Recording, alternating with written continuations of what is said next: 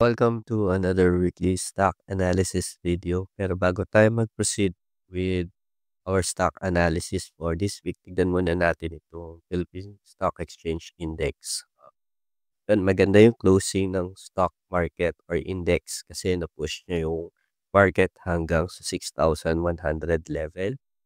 And though pero still nasa bear market territory pa rin yung overall market, and we wanted to first see the market break out itong 6,000, at least itong 6,500 levels. So we can see a good uptrend sa market natin.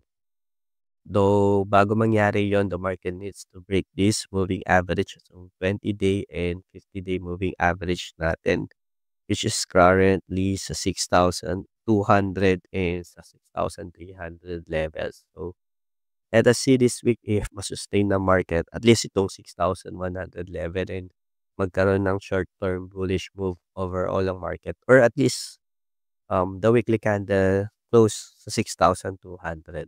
So yun, let's proceed with our stock analysis video for this week. First on our list is CPG, Century Property Group.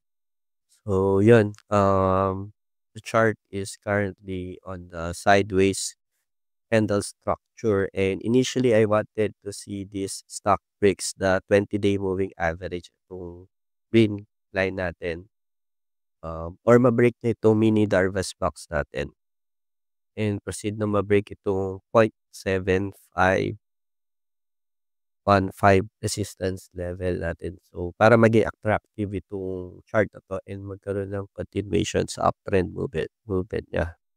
Kasi currently itong weekly candle time frame niya, very uptrend or bullish yung structure niya. Then at on the following week, nagkaroon ng weakness, short-term downtrend niya. Then nagkaroon ng sideways movement niya.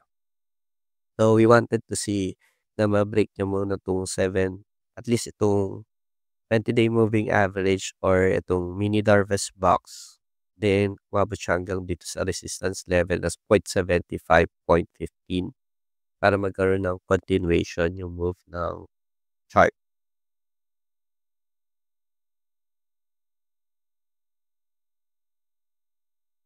Next naman natin is Now. Now is one of the biggest movers sa stocks, probably due sa recent news about Konektadong Pinoy bill, which makes this one of the stock na magbe-benefit talaga sa bill na ito.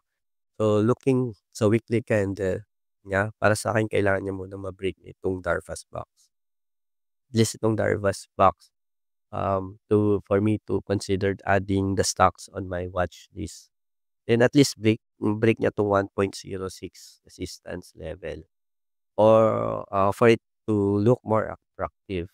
Or currently ayun, itong piso psychological level siya. So if it reach the piso level, panigurado may paggalaw yung stock nito, and abangan natin this week if ano magiging action ng Now once it breaks this, at least this Darvas box, magkaroon ng uptrend move and at least maging pares siya 'tong piso level. If hindi siya magkaroon ng continuation or downtrend, then ito yung support niya sa 0.74 or at least 0.74 or 0.70 level, supporting this level.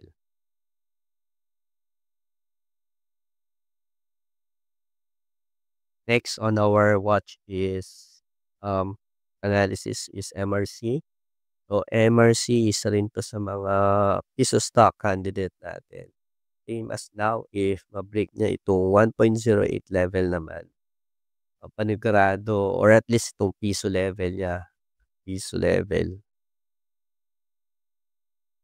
panigurado mapapansin talaga yung stock na ito, and bullish din para sa akin itong chart structure niya kasi due to the alignment of the 20-day and the 50-day moving average niya. So good stock to add sa watch list natin for the week. If ma-break na 'tong 1.08 level, possible magkakaroon 'to ng uptrend continuation or bullish movement, for the coming weeks.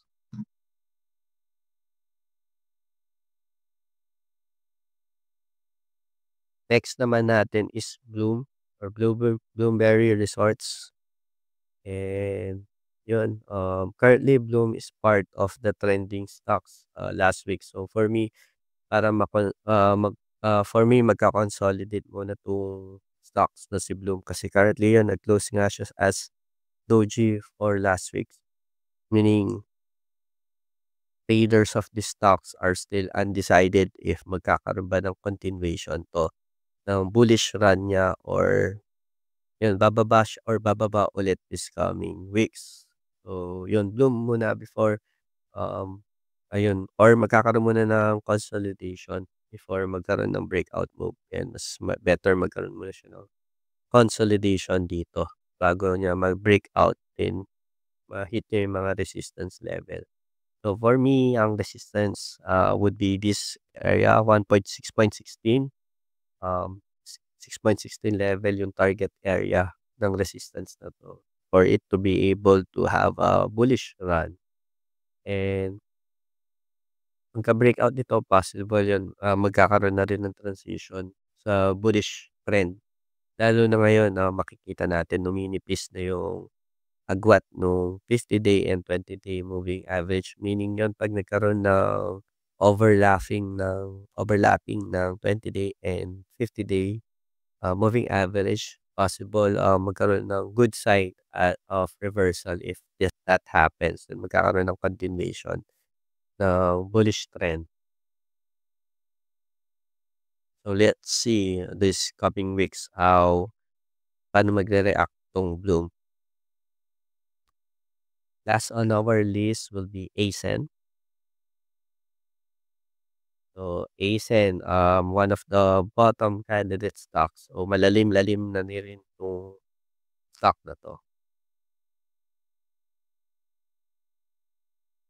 So personally, I don't trade yung mga ganitong chart structure. This structure is something that is not for me. Usually, I only trade stocks na confirm na may strong uptrend. But for educational purposes, most likely possible may continuation yung move as this break already breaks the 20-day moving average. Then, ayun, next target would be this 2.62 resistance. Ito, itong resistance level na 'to. Then after breaking this, resistance level, possible itong susunod is itong 2.90 level naman na resistance or mas maganda even hitting the 3.3 peso, the 3 peso psychological stock level. So this for me are the levels, optimistically good target for this stock. If ever na the stock is on your watch, ito yung mga levels na pwede niyong tignan or levels, target price levels na you could consider on your conditions. Ayan, that's all for this video. If you have stock requests, comment lang sa baba and we'll include that stock in our next video.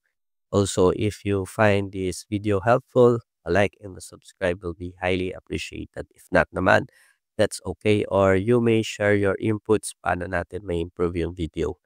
All comments are welcome, be it constructive or negative. Thank you for watching and see you on the next video.